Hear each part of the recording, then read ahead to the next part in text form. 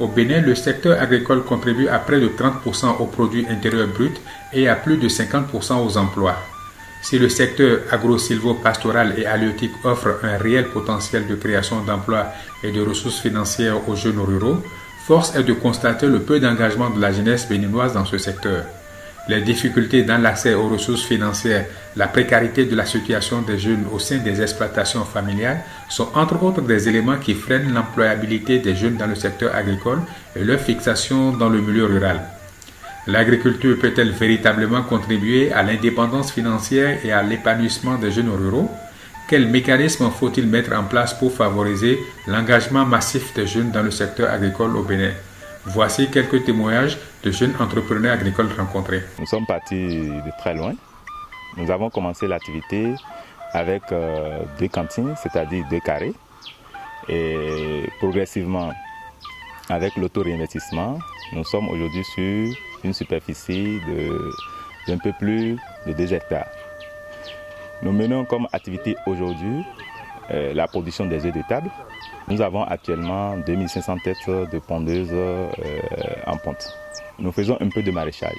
Donc nous intégrons les déchets issus de la production des volailles pour avoir un meilleur rendement au niveau de la production végétale.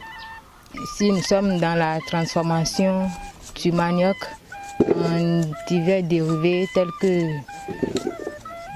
le gari, tapioca, la farine panifiable, le lafou, l'amidon sec et les garis améliorés aux différents parfums tels que gingembre, curcuma, les épices et l'huile de coco. Avec cette entreprise, vous voyez là où nous sommes, c'est pour nous-mêmes. On n'était pas ici. Donc c'est tout ce qu'on a pu faire là où on était qui nous a permis d'avoir ici. Donc avec l'entreprise, on a déjà pu acquérir notre espace. Nous sommes sur 2600 mètres carrés. Donc c'est déjà un plus. Ici, nous sommes dans un système de production intégré. Vous allez voir, il y a de la production animale, de la production végétale, notamment le maraîchage. Et en matière de production animale, vous avez les lapins, vous avez la volaille locale, et puis vous avez les petits ruminants. Bon, nous faisons un peu de la pisciculture aussi, juste pour ne pas gaspiller de l'eau. On intègre la pisciculture et puis le maraîchage. En dehors de cela, on a aussi des activités de prestation de services. Dès que les gens viennent prendre chez nous des plantes d'essence forestière, nous allons procéder au piquetage et puis ça nous fait entrer des ressources aussi. Nous sommes spécialisés dans la production maraîchère bio et dans la production halieutique, dans la transformation des produits agricoles et dans les pépinières forestières ornementales et fruitières, également dans le compostage. Nous formons également les jeunes dans l'entrepreneuriat agricole. L'agriculture peut-elle réellement contribuer à l'épanouissement d'un jeune? Non, pour l'instant, parce que quand on regarde un peu les conditions dans lesquelles nous travaillons, ça n'inspire pas d'autres jeunes. Et nous-mêmes, ce n'est pas patient, puisqu'un entrepreneur doit être très fort mentalement, nous continuons toujours pas à nous essayer, espérant qu'un jour les choses vont changer. Alors j'ai dit non parce que, en fait, pour aller sur une exploitation, il faut procéder à ce qu'on appelle le dimensionnement de la ferme. Le dimensionnement consiste donc à mesurer tous les paramètres qu'il faut pour que le jeune puisse effectivement vivre de l'activité. Donc si je prends par exemple le cas du lapin, il faut peut-être 100 cages mères pour permettre au jeune de vivre décemment. Alors qu'il a démarré avec 5 cages mères, sans aucun financement, sans aucun accompagnement, il perd peut-être 5 à 6 années. Il se rend compte que tous ses collègues avec qui il a fini l'école vivent aisément comparé à lui. Il va abandonner. Par contre, si le dimensionnement avait été bien fait au début, le jeune sait qu'il doit démarrer avec 100 cages mères et on l'accompagne avec les ressources nécessaires. Au bout d'1 an, 2 ans, il se rend compte que c'est une activité qui prospère, il va y rester. Mais ici, imaginez quelqu'un qui a démarré avec 10 poules depuis 5 ans. Si j'avais peut-être démarré avec 500 têtes de poules, peut-être que je serais plus à ce niveau. Mais dans des conditions comme ça, je suis sûr, les jeunes aujourd'hui, c'est du tac-tac, c'est du sorti-à-doucha, ils veulent faire. Ils ne sont pas prêts à attendre 1 an, 2 ans, 3 ans. Alors que sur une exploitation comme celle-ci, c'est au moins 5 ans d'investissement, c'est au moins 5 ans d'investissement financier, physique et tout ça. Donc les jeunes ne sont pas prêts à le faire. Est-ce plus difficile pour une femme d'entreprendre dans le domaine agricole? Je ne dirais pas que c'est facile pour une femme d'entreprendre dans le domaine agricole et je dirais même dans tous les autres domaines. Et je ne dirais pas que c'est facile pour l'homme aussi, mais il y a quand même quelque chose au niveau de la femme. C'est que la société n'accepte pas toujours de voir des femmes autonomes, indépendantes financièrement, surtout ça. Donc moi, mon cas, c'était pas trop compliqué parce qu'il y avait ma mère qui est dedans, donc j'ai eu tout l'accompagnement des parents. Mais l'entourage, tout ce qui se dit et puis tout le reste, on sent qu'il y a quand même cette manière que les gens ont de voir les choses, surtout les hommes, de voir une femme comme ça, indépendante et de se prendre en charge. C'est pas toujours... Mais bon, on dit souvent pour entreprendre, il faut avoir un mental d'acier. Donc c'est ce que nous avons, un mental d'acier et puis on avance tout. Comment la femme peut-elle s'affirmer dans les organisations paysannes? En ce qui concerne la place de la femme dans les OP, la femme, d'abord il faut comprendre que lorsqu'on est ensemble, on est plus fort. C'est la réalité, la vraie réalité. C'est vrai qu'il y a certaines contraintes qui limitent cela et les clauses ne sont pas trop définies parce que tout le monde a la vision sur les intérêts, surtout quand ça marche.